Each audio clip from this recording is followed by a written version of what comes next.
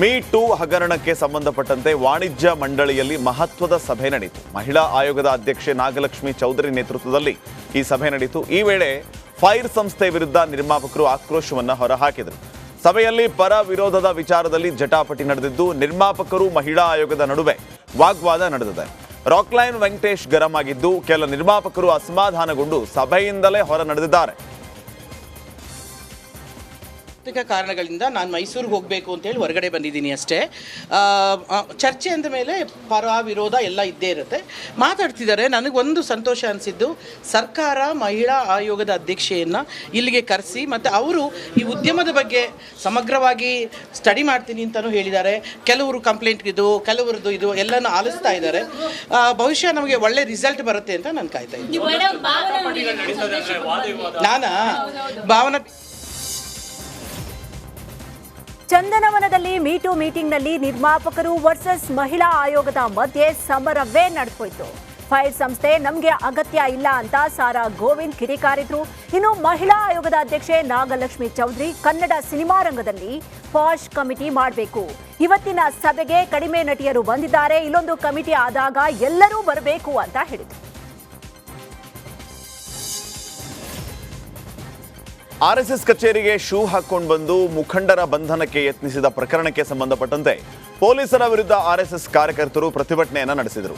ನಾವು ನಮ್ಮ ಕಚೇರಿಯನ್ನ ದೇವಸ್ಥಾನ ಅಂದ್ಕೊಂಡಿದ್ದೀವಿ, ನಮ್ಮ ಭಾವನೆಗೆ ಧಕ್ಕೆ ತರುವ ಕೆಲಸ ಆಗಿದೆ ಅಂತ ಪ್ರತಿಭಟನೆಯನ್ನ ನಡೆಸಿದರು.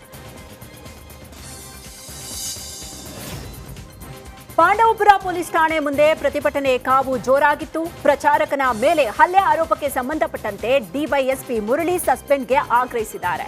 ಠಾಣೆ ಮುಂದೆ ಶಾಮಿಯಾನ ಅಳವಡಿಸಿ ಅಡುಗೆ ಮಾಡಿ ವಿನೂತನವಾಗಿ ಪ್ರತಿಭಟನೆಯನ್ನ ನಡೆಸಿದ್ರು.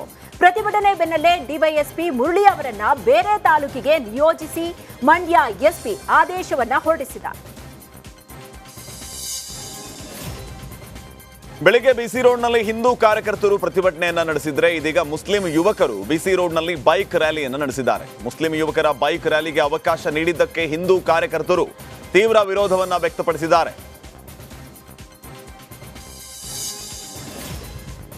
ಬಿಸಿ ರೋಡ್ನಲ್ಲಿ ಮುಸ್ಲಿಂ ಯುವಕರ ಬೈಕ್ ರ್ಯಾಲಿ ಖಂಡಿಸಿ ಪೊಲೀಸರೊಂದಿಗೆ ಹಿಂದೂ ಕಾರ್ಯಕರ್ತರು ವಾಗ್ವಾದಕ್ಕಿಳಿದಿದ್ರು. ನಾವು ಸಂಜೆವರೆಗೂ ಹೋಗಲ್ಲ, ಇಲ್ಲೇ ಇರ್ತೀವಿ, ನಮಗೂ ಕೂಡ ಮೆರವಣಿಗೆಗೆ ಅವಕಾಶ ಕೊಡಿ, ಅಲ್ಲಿವರೆಗೂ ಜಾಗ ಬಿಟ್ಟು ಹೋಗೋದಿಲ್ಲ ಅಂತ ಪಟ್ಟು ಹಿಡಿದ್ರು.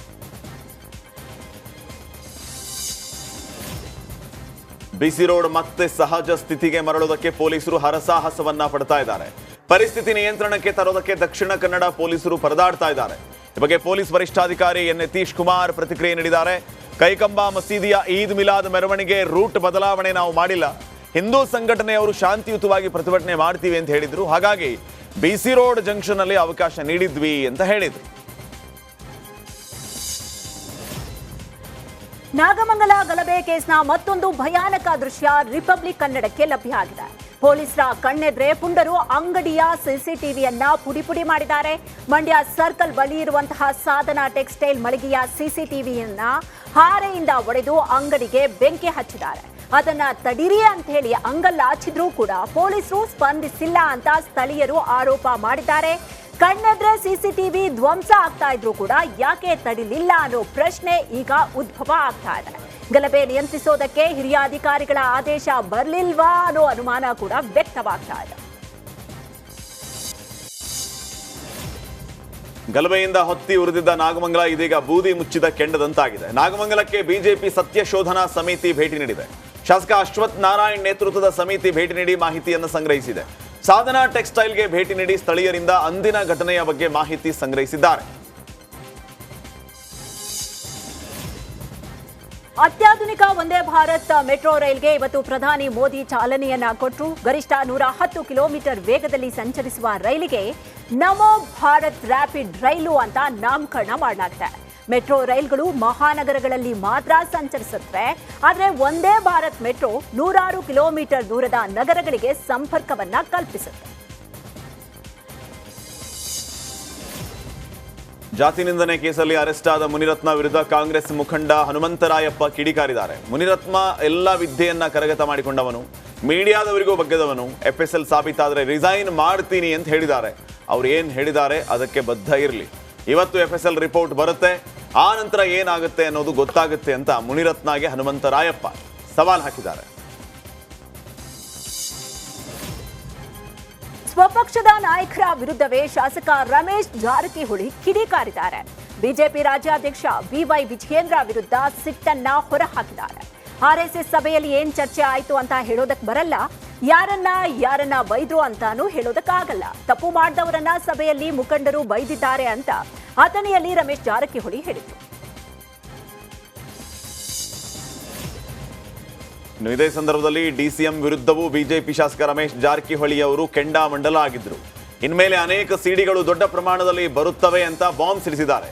ಮುನಿರತ್ನ ದಲಿತರಿಗೆ ಒಕ್ಕಲಿಗರಿಗೆ ಬೈದಿದ್ದು ಸಾಬೀತಾಗಿಲ್ಲ, ಇದನ್ನ ಸಿಡಿ ಶಿವು ಮಾಡಿದಾನೆ ಅಂತ ಪರೋಕ್ಷವಾಗಿ ಡಿಸಿಎಂ ವಿರುದ್ಧ ಕಿಡಿಕಾರಿದ್ದಾರೆ. ಅವನ ವಿರೋಧಿಗಳನ್ನ ಎಲ್ಲರನ್ನೂ ಜೈಲಿಗೆ ಹಾಕ್ತಾನೆ, ನಾನ್ ಗಟ್ಟಿದ್ದೀನಿ ಹಾಗಾಗಿ ಹೊರಗಿದ್ದೀನಿ ಅಂತ ಜಾರಕಿಹೊಳಿ ಹೇಳಿದರು.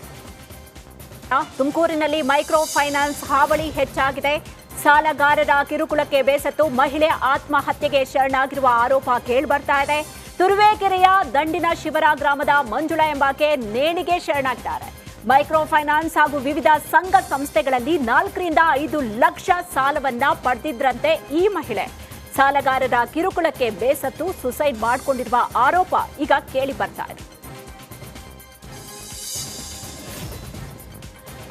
ಕಳ್ಳನ ಸೆರೆ ಹಿಡಿದು ಸಾರ್ವಜನಿಕರು ಹಿಗ್ಗಾಮುಗ್ಗ ಥಳಿಸಿದ ಘಟನೆ ಕುಂದಾಪುರ ಕೋಡಿಯಲ್ಲಿ ನಡೆದಿದೆ. ಚಡ್ಡಿ ಮತ್ತು ಬನಿಯನ್ನ ಧರಿಸಿ ಅನುಮಾನಾಸ್ಪದವಾಗಿ ತಿರುಗ್ತಾ ಕಳ್ಳತನಕ್ಕೆ ಯತ್ನಿಸಿದ್ದ ಅಪರಿಚಿತನನ್ನ ಹಿಡಿಯಲಾಗಿದೆ. ಚಡ್ಡಿ ಬನಿಯನ್ ಗ್ಯಾಂಗ್ಗೆ ಸೇರಿದಂತಹ ವ್ಯಕ್ತಿ ಅಂತ ಸ್ಥಳೀಯರು ಶಂಕಿಸಿ ಪೊಲೀಸರಿಗೆ ಈತನನ್ನ ಒಪ್ಪಿಸಿದ್ದಾರೆ. ರೇಣುಕಾಸ್ವಾಮಿ ಕೊಲೆ ಪ್ರಕರಣದಲ್ಲಿ ಕಂಬಿ ಎಣಿಸ್ತಾ ಇರುವ ಆರೋಪಿಗಳ ನ್ಯಾಯಾಂಗ ಬಂಧನ ನಾಳೆಗೆ ಅಂತ್ಯ ಆಗುತ್ತೆ. ಈ ಹಿನ್ನೆಲೆ Darshan and gang video conference ಮೂಲಕ ನ್ಯಾಯಾಧೀಶರ ಮುಂದೆ ಹಾಜರಾಗಲಿದ್ದಾರೆ.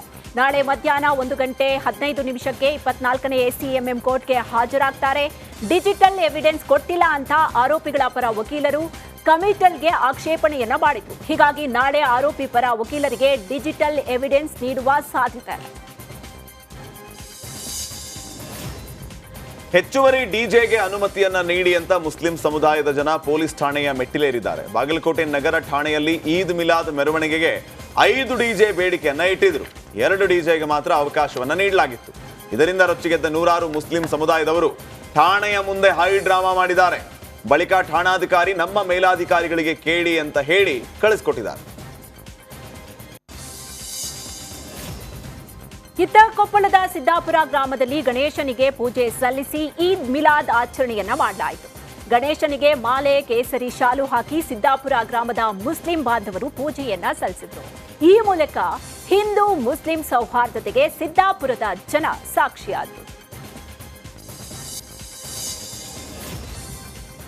ನಮ್ಮ ಮೆಟ್ರೋ ಅಧಿಕಾರಿಗಳೇ ಈ ಸ್ಟೋರಿಯನ್ನ ನೋಡಬೇಕಾಗುತ್ತೆ. ನಮ್ಮ ಮೆಟ್ರೋದಲ್ಲಿ ಮಗುವಿಗೆ ಹಾಲುಣಿಸೋದಕ್ಕೆ ತಾಯಂದಿರು ಪರದಾಡಿದ್ದಾರೆ. ಟ್ರಿನಿಟಿ ಮೆಟ್ರೋ ನಿಲ್ದಾಣದಲ್ಲಿ ಹೆತ್ತಮ್ಮನ ಪರದಾಟ. ದೇವಸ್ಥಾನ, ಬಿಎಂಟಿಸಿ, ಕೆಎಸ್ಆರ್ಟಿಸಿ ಬಸ್ ನಿಲ್ದಾಣಗಳಲ್ಲಿ ನಿರ್ಭಯ ಯೋಜನೆಯ ಅಡಿ ಆರೈಕೆ ಕೇಂದ್ರಗಳನ್ನು ಸ್ಥಾಪನೆ ಮಾಡಲಾಗುತ್ತೆ. ಆದರೆ ನಮ್ಮ ಮೆಟ್ರೋದಲ್ಲಿ ಆರೈಕೆ ಕೇಂದ್ರಗಳೇ ಇಲ್ಲ. ಇದನ್ನು ಮೆಟ್ರೋ ಅಧಿಕಾರಿಗಳು ಕೂಡಲೇ ಗಮನಿಸಿ ಈ ಬಗ್ಗೆ ಕೆಲಸ ಮಾಡಬೇಕಾಗಿದೆ.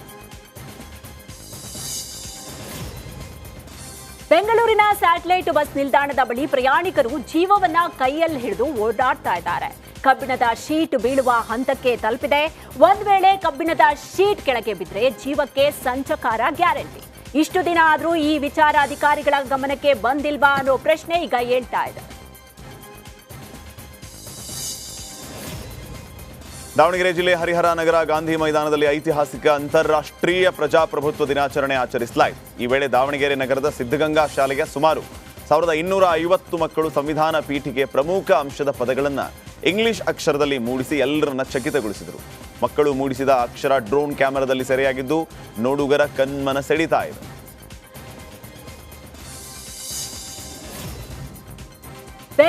ಬೆಂಗಳೂರಲ್ಲಿ ವೀಲಿಂಗ್ ಪುಂಡರ ಹಾವಳಿ ದಿನದಿಂದ ದಿನಕ್ಕೆ ಹೆಚ್ಚಾಗ್ತಾ ಇದೆ. ಪೊಲೀಸರು ಎಷ್ಟೇ ವಾರ್ನಿಂಗ್ ಕೊಟ್ಟರು ರಾತ್ರಿ ಹೊತ್ತಲ್ಲಿ ಮುಖ್ಯ ರಸ್ತೆಯಲ್ಲಿ ಯುವಕರು ವೀಲಿಂಗ್ ಮಾಡ್ತಾ ಇದ್ದಾರೆ. ನಿನ್ನೆ ರಾತ್ರಿ ಏರ್ಪೋರ್ಟ್ ರಸ್ತೆಯ ಬಾಗಲೂರು ಕ್ರಾಸ್ ಬಳಿ ಯುವಕರು ಮಾಡ್ತಾ ಇರುವ ದೃಶ್ಯ ಸವಾರರೊಬ್ಬರು ಮೊಬೈಲ್ನಲ್ಲಿ ಸೆರೆ ಹಿಡಿದಿದ್ದಾರೆ. ಗಣೇಶ ಮೂರ್ತಿ ವಿಸರ್ಜನೆಯ ಸಂದರ್ಭದಲ್ಲಿ 2 ಗುಂಪುಗಳ ನಡುವೆ ಗಲಾಟೆ ನಡೆದಿದೆ. ಗದಗ್ನ ಟಾಂಗಾಕೂಟ್ ಸರ್ಕಲ್ ಅಲ್ಲಿ ಈ ಘಟನೆ ನಡೆದಿದೆ. ಪರಿಸ್ಥಿತಿ ನಿಯಂತ್ರಣ ಮಾಡೋದಕ್ಕೆ ಪೊಲೀಸರು ಲಾಠಿ ಚಾರ್ಜ್ ಅನ್ನ ಮಾಡಿದ್ದಾರೆ. 2 ಗಣೇಶ ಮೂರ್ತಿಗಳ ವಿಸರ್ಜನೆ ಮೆರವಣಿಗೆಯ ಸಂದರ್ಭದಲ್ಲಿ ಪಟಾಕಿ ಹಚ್ಚುವ ವಿಚಾರದಲ್ಲಿ ಗಲಾಟೆ ಶುರುವಾಗಿದೆ. ಪರಿಸ್ಥಿತಿ ಕೈ ಮೀರಿದಾಗ ಪೊಲೀಸರು ಲಾಠಿ ಚಾರ್ಜ್ ನಡೆಸಿದ್ದಾರೆ. ಬೆಟಗೇರಿ ಸಿಪಿಐ ಧೀರಜ್ ಶಿಂದೆ ಹಾಗೂ ಕೆಎಸ್ಆರ್ಪಿ ಡಿಎಆರ್ ಪೊಲೀಸರು ಲಾಠಿ ಚಾರ್ಜ್ ಅನ್ನು ನಡೆಸಿದ್ದಾರೆ.